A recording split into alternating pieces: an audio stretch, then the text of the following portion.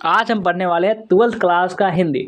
और हिंदी का chapter number 8 है, जिसका नाम है सिपाही की माँ। सिपाही की माँ के जो लेखक है उनका नाम है मोहन राकेश जी।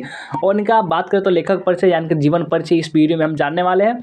चलिए देखना स्टार्ट करते हैं। कोई चैप्टर का छूटा हुआ है डिस्क्रिप्शन में प्लेलिस्ट का लिंक है, जाकर आप वहाँ से देख सकते हैं। तो जन्म इनका 8 जनवरी 1925 को हुआ, निधन 3 दिसंबर 1972 को हुआ।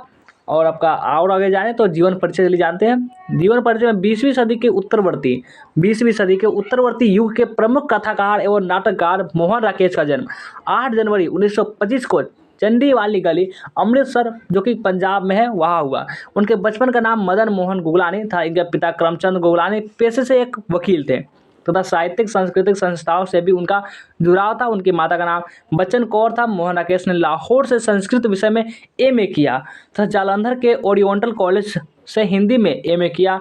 पढ़ाई के बाद इन्होंने दिल्ली विश्वविद्यालय में अध्यापन का कार्य किया। ज़्यादातर आप लेखक को देखेंगे वे अध्यापन का कार्य किए ही है। 1947 के आसपास वे मुंबई के एल्फिंस्टन कॉलेज में हिंदी के अतिरिक्त भाषा के प्राध्यापक रहे तथा कुछ समय तक डीएवी कॉलेज जालंधर में प्रवक्ता पद पर कार्य किया। 1962 में वे सारिका नामक पत्रिका के संपादक बने। इसके बाद मृत्यु पर्यंत तक उन्होंने स्वतंत्र लेखन किया। 3 दिसंबर 1972 को इनका देवासन हो गया, यानी कि इनका निधन हो गया। अब इनकी रचनाएं जानते हैं। इनकी रचना क्या क्या है, तो रचना है नाटक, जैसे की बात करें तो आषाढ़ का एक दिन जो कि 1958 में प्रकाशित हुआ है। लहरों के राजवंश जो कि 1963 में प्रकाशित हुआ है। आधे अधूरे जो कि 1969 में प्रकाशित हुआ है।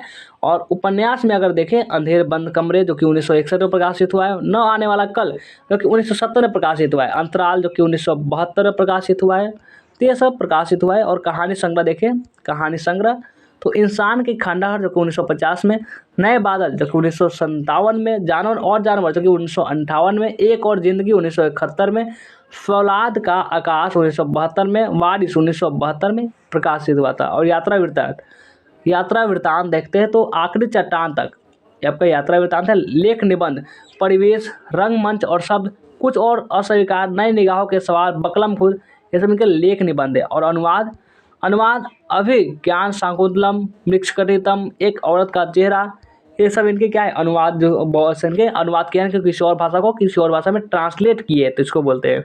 अब इनके जीवन संकलन का बारे में जानते हैं। समय सारथी, इसके अतिरिक्त उनके निधनोपरांत मोहन राकेश की डायरी प्रकाशित हुई।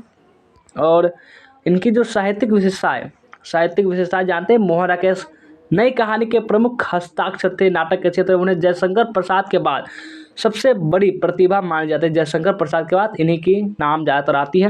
हिंदी का आधुनिक रंगमंच उन्हें अपना प्रमुख प्रेरणा पुरुष मानता है। इनके नाटकों की परिकल्पना अत्यंत ठोस, जटिल तथा नवीन है। मोहन राकेश ने हिंदी नाटक को अंधेरे बंद कमरों के बाहर निकालकर युवकों के रोमानी एंड्रोजोलिक सम्मोहन से उबरा तथा उसे एक नए दौर के साथ जोड़ा। और आगे देखते हैं। और भाषागत विशेषताएं की जानते हैं कि भाषागत विशेषताएं क्या है। मोहन राकेश का भाषा शिल्प अद्भुत है। इनकी भाषा में भावानुकूलता, प्रसानुकूलता, चित्रात्मक सरलता, सहजता, प्रवाहमयता आदि गुण विद्यमान है। ये भाषा का निर्माण बहुत सहजता के साथ करते हैं। मोहन राकेश का भाषा शिल्प विश्वस्तरीय है। इनकी भाषा साहित्य की किसी भी विधा में दुरूह या बोझिल नहीं दिखती। प्रस्तुत एकांकी मोहन राकेश की पुस्तक अंडे के छिलके तथा अन्य एकांकी से ली गई है। इस मार्मिक एकांकी में एक मध्यवर्गीय माँ बेटी के कथानक दिया गया, जिनके घर का इकलौता लड़का युद्ध में गया हुआ है। पूरे घर की आशाएं उसके लौटने पर टिकी हुई है। माँ सोचती है कि बेटा फौज से पैसे कमा कर लौटेगा तो अपनी बहन की शादी करेगा। उनके मन की यह आशा अनेक रंग रूप ग्रहण करती है। घटनाक्रम का मार्मिक और हृदय स्पर्शी चित्रण पाठक के मन पर एक अस्थायी प्रभाव छोड़ जाती है।